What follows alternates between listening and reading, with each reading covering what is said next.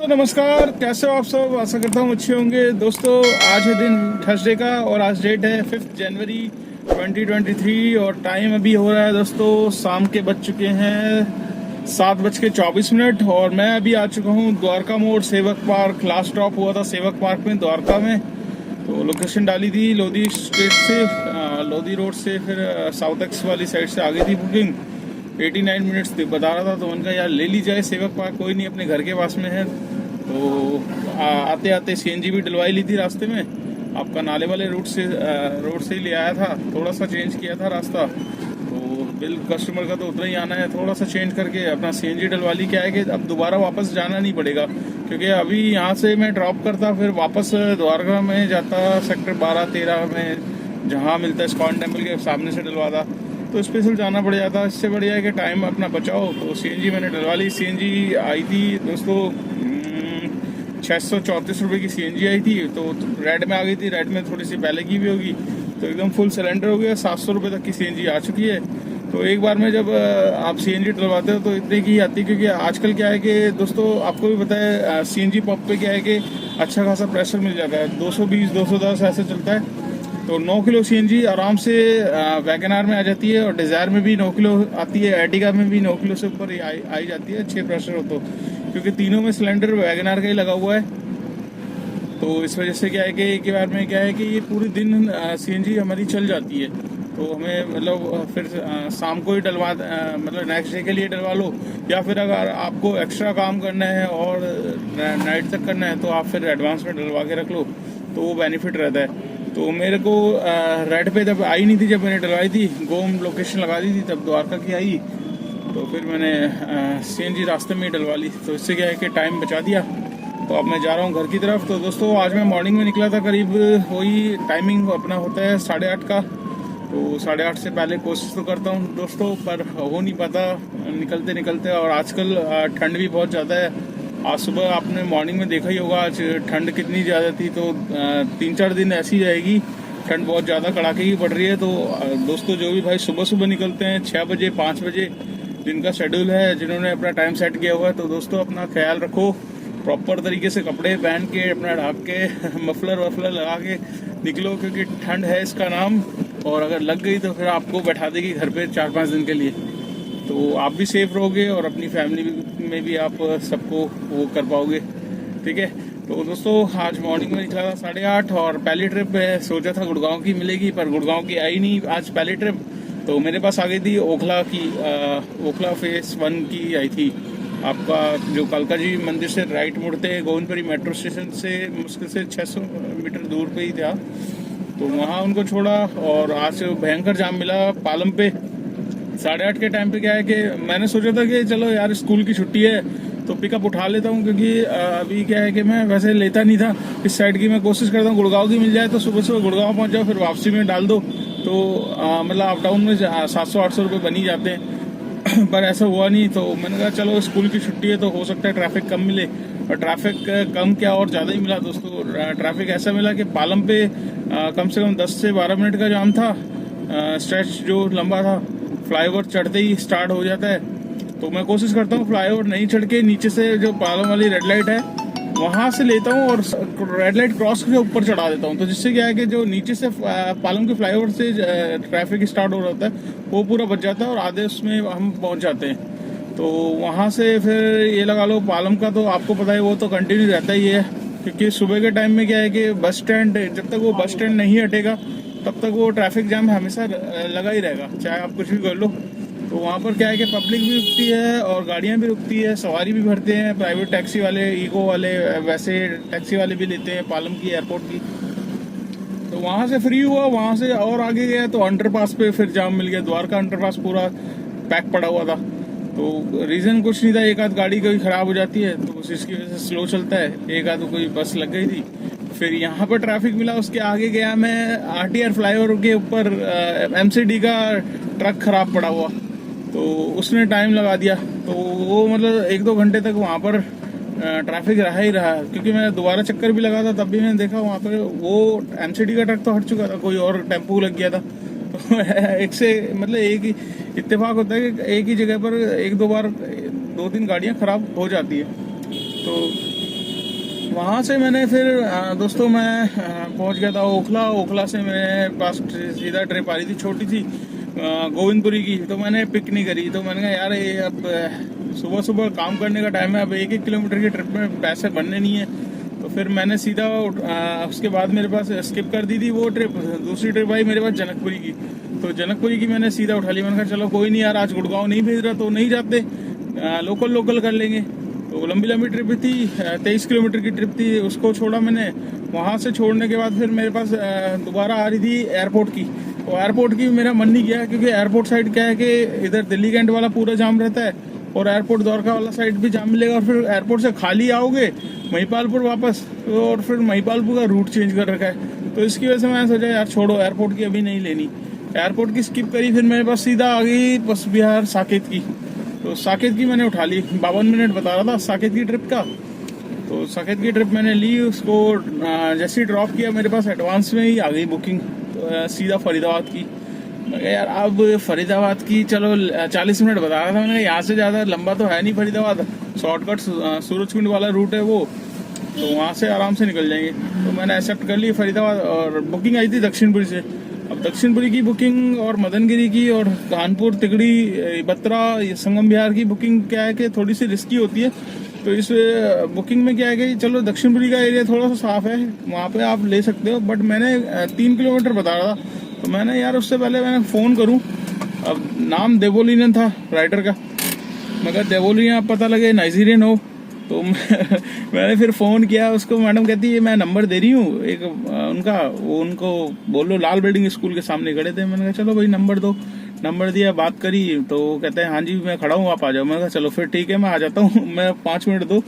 फटाफट पहुंचा। फरीदाबाद की ट्रिप मैंने ली और वहाँ से फिर सीधे सूरजकुंड वाले रास्ते से होते हुआ फरीदाबाद सेक्टर 5 ऐसी कुछ था, वहाँ पर मैंने ड्रॉप किया। बड़कर मोड़ पे ही था, 1 किलोमीटर, बड़कर मोड़ से 1 किलोमीटर अंदर था। तो जैसे ही मैंने ड्रॉप किया वहाँ से चलने लगा, दोबारा मेरे पास बुकिंग आई मदनगिरी की। अरे मैंने कहा यार ये कैसी हुआ। मैंने कहा सही है भाई, वापस दिल्ली की अगर तुरंत मिल रही है आपको राइड, तो तुरंत राइड आई। मैंने फ़ोन किया और जहाँ पर खड़ा था वहीं पे अंदर गली में था। वो कह रहा मैं बाहर ही आ जाता हूँ। मैंने कहा ठीक है भाई आजा। वो इत्तेफाक रहा कि फरीदाबाद जाके आज फंसा नहीं तो मोस्टली क्या होता है कि कई बार बहुत डिफ़िकल्ट हो जाता है निकलना फरीदाबाद से, और काफ़ी भाई फंसते हैं वहाँ पर। तो दोस्तों आपके साथ भी कुछ ऐसा हुआ है कि मतलब पूरा दिन फरीदाबाद में ही बीत गया और मतलब राइड नहीं मिली हो, तो मुझे कमेंट्स करके ज़रूर बताना। तो मेरे पास तो तुरंत आ गई थी, फरीदाबाद आया, फिर मैं वहाँ से डिवाइस कर दिया बंद, मतलब मदनगिरी से, क्योंकि मुझे पता था यहाँ से मदनगिरी से जो बुकिंग बचेगी वो साली तिगड़ी की आएगी, संगम विहार की आएगी, देवली से आएगी, ज्वार पार्क, सैनिक फॉर्म, ये ऐसी लोकल लोकेशन है जहाँ पर जाके बंदा फंसेगा ही। और कई बार ऐसा होता है कि बंदा ही नहीं होता, मतलब आप चले जाएगा, बंदा कहेगा मैं तो पहले ही पहुँच गया हूँ भाई। तो इसीलिए मैं पहले ही बंद कर देता हूँ। आ गया था साकेत से फिर मैं आधे घंटे के लिए लाइव आया ही था लंच टाइम में, तो दोस्तों से बात करी थी। तो दोस्तों आप लोगों से एक रिक्वेस्ट है भाइयों से, जो भी भाई मेरी वीडियो देख रहा है दोस्तों, आप फ़ोन मत किया करो, क्योंकि मैं भी ड्राइव करता हूँ। आप व्हाट्सअप कॉलिंग करने लगते हो, तो नंबर मैंने दे रखा है दोस्त, आप मैसेज कर दो। मैसेज का मैं रिप्लाई ज़रूर करूँगा, पर कॉल क्या है कि जब लंच टाइम में हो तब आप कर लो। और मैं कोशिश करता हूँ लाइव सेशन में आने की, तो जो भी आपकी बात है वो आप मेरे से लाइव में स्ट्रीमिंग में जुड़ जाओ, तो मैं आपसे बात कर लूँगा, या आप मुझे व्हाट्सएप मैसेज कर दो, कमेंट्स कर दो, तो उसका रिप्लाई कर दूंगा। क्योंकि काफ़ी आप अगर ज़्यादा से ज़्यादा कॉल करते रहोगे तो मेरे लिए डिस्टर्बेंस होगी, तो मैं फिर अपनी अर्निंग नहीं कर पाऊंगा उस हिसाब से, ठीक है। अर्निंग नहीं कर पाऊंगा तो आपको ब्लॉग में नहीं पता चलेगा कितनी अर्निंग हुई है कितनी नहीं है। तो बहुत सारी वो होती है दोस्तों, ड्राइव करते करते बात नहीं हो पाती है। तो आप भी समझते हो, आप भी अगर इसी लाइन के हो तो आप भी समझदार हो या आना चाह रहे हो तो भी है। तो दोस्तों आज मैं आपको एक वो बताऊंगा, आज मेरी ऊबर में हो गई है 11,000 ट्रिप कंप्लीट पूरी, और यहाँ पर आपको दिखा देता हूँ स्क्रीनशॉट। कल रात में ही हो गई थी 11,000 ट्रिप्स मेरी हो गई थी ऊबर की, और ओला की मैं ऑलरेडी 2 साल में कंप्लीट कर ली थी 10,000 ट्रिप। तो टोटल मैंने अभी तक जो 6 साल हुए हैं उसमें मैंने तकरीबन 21,000 ट्रिप तकरीबन ओला ऊबर दोनों की मिला के कर ली है। तो 21,000 ट्रिप दोस्तों बहुत होती है 21,000, तो ये लगा लो कि ओला ऊबर से कुछ मिलना तो है नहीं, बस ये एक फिगर सा हो गया कि हाँ 21,000 ट्रिप्स मैंने कर लिए। और 21,000 ट्रिप्स में कितनी एक्सपीरियंस है, अच्छे राइडर भी मिलते हैं, बेकार भी मिलते हैं, खड़ूस भी मिलते हैं, कुछ ऐसे भी मिलते हैं जिनसे लड़ाइयाँ भी हो जाती हैं, इस हद तक हो जाती है। तो बहुत लंबा एक्सपीरियंस रहा है 5-6 साल का दोस्तों। तो एक फिगर देख के थोड़ा सा अच्छा लगा, बाकी मैंने कहा चलो आपके साथ शेयर करूंगा। तो और किसी भाई की 10,000 ट्रिप्स कंप्लीट हुई हो तो मुझे कमेंट्स जरूर करना दोस्तों। तो आज का मैं काम जरूर बता देता हूँ आपको, आज का काम कितना हुआ है कितना नहीं हुआ, जितना भी होता है मैं आपके साथ शेयर करता हूँ दोस्तों। तो आज का काम सुबह में निकला था 8:30 बजे और अभी हो रहे हैं 7:31 हो चुके हैं, 7:30 से ऊपर हो गए हैं। तो आप यहाँ पर देख सकते हैं 1774 रुपये का आज का काम है मेरा ऊबर का, जिसमें 1774 को आप 1800 मान लीजिए, क्योंकि 10, 15, 20 रुपये एक्स्ट्रा आ ही जाते हैं। तो 1800 का ये काम है, जिसमें एक हरियाणा का स्टेट टैक्स मिलेगा, एक एमसीडी टोल मिलेगा। तो टोटल काम हो गया 2000 का। तो टोल को हम हटा लेते हैं साइड में और 1800 का काम है। 1800 के काम में जो सीएनजी दोस्तों लगी है वो 600 रुपये की तकरीबन मेरी सीएनजी लग चुकी है, क्योंकि रेड पे आ गई थी, 100 रुपये तक की बड़ी थी, 700 की फुल होती है। तो 600 की सीएनजी लग गई है। तो 1800 में से 600 हम निकाल देंगे, बचेंगे 1200। 1200 में से भी हमें 200 रुपये निकालने दोस्तों। अब आप पूछेंगे 200 रुपये किस उसके निकालने? भाई 200 रुपये निकालने हैं भैया गाड़ी की मेंटेनेंस का, गाड़ी की सर्विसेज का, और पूरे साल का जो खर्चा होता है वो मैं एक एक्यूरेट तरीके से निकाल देता हूँ 200 रुपये मान के। अब 200 रुपये आप साल का कैलकुलेट करोगे तो 12 कम 12, 12 दूनी 24, 12 3 36, एक महीने का 6000 हो गया।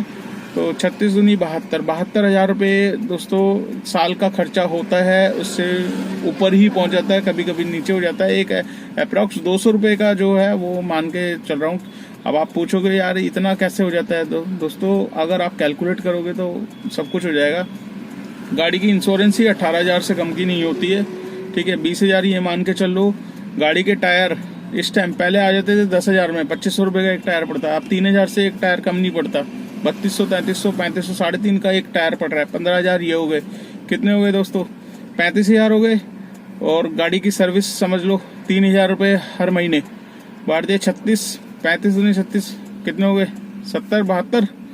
तो मतलब वही है, और कमी बता रहा हूँ, इसमें और एक्स्ट्रा भी लग सकता है, और टैक्स वगैरह जो ये वो सब चीजें हैं वो भी ऊपर के। तो अभी तो मैं एक मोटा मोटा 200 रुपये निकाल के चलता हूँ। तो 200 रुपये ये हटा के दोस्तों 1200 में से 200 रुपये अपना खर्चा भी निकाल के, तो आज की इनकम जो आ रही है वो नेट इनकम है 1000 रुपये की।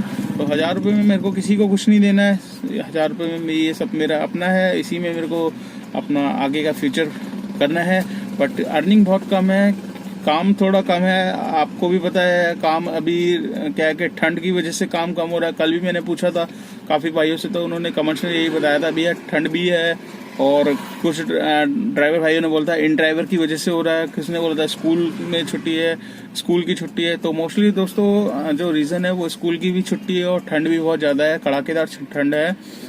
तो इस ठंड में इसीलिए काम थोड़ा सा डाउन है, क्योंकि सभी गुड़गांव में आपको पता है वर्क फ्रॉम होम के ऑप्शन मिले हुए हैं जब से कोविड आया उसके बाद से, तो अभी प्रॉपर तरीके से खुला नहीं है, तो इसी वजह से काम डाउन है। आई होप आगे काम अच्छा हो और बढ़िया हो सभी के लिए।